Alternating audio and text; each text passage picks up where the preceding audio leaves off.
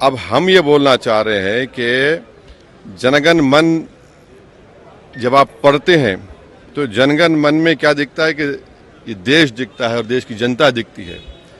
जब आप वंदे मातरम पढ़ते हैं तो वो तो एक भगवान और देवी के बारे में पूजा की बात है उसमें।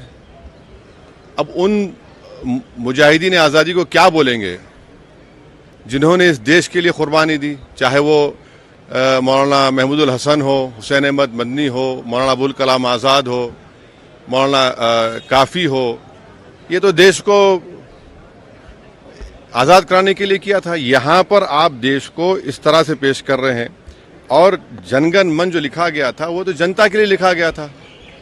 और मैं कह रहा हूँ कि 1950 में राजेंद्र प्रसाद में बहुत बड़ी गलती की। बगैर रेजोल्यूशन के उन्होंने कह दिया कि नेशनल सॉन्ग है, जबकि रेजोल्यूशन लेना चाहिए था उनको। तो और कहीं पर भी नेशनल सॉन्ग का डेफिनेशन नहीं है। तो आप इसको इस तरह से मुसल्लत कर रहे हैं देश के ऊपर, तो ये गलत है बिल्कुल। आर्टिकल 25 फ्रीडम ऑफ रिलीजन है, उसके स्टैंजास पढ़ लीजिए आप। मैं एक मुसलमान हूँ, मैं सिवाय अल्लाह के किसी की इबादत नहीं करता हूँ। अगर मैं किसी की बात करूँगा तो मुसलमान कहाँ रहूँगा?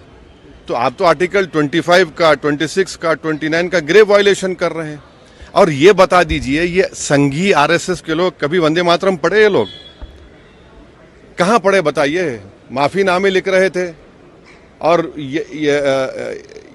हिंदू महासभा और मुस्लिम लीग तो फौज जमा कर रहे थे अंग्रेजों को देने के लिए। आपने कभी जिंदगी में पढ़ा ही नहीं।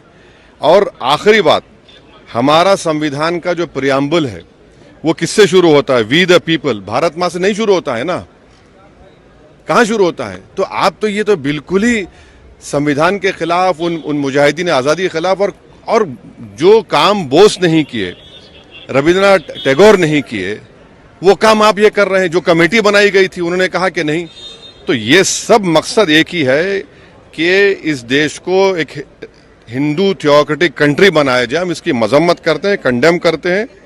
और बीजू इमानुएल का जजमेंट आज भी रेलेवेंट है और कल भी रेलेवेंट रहेगा।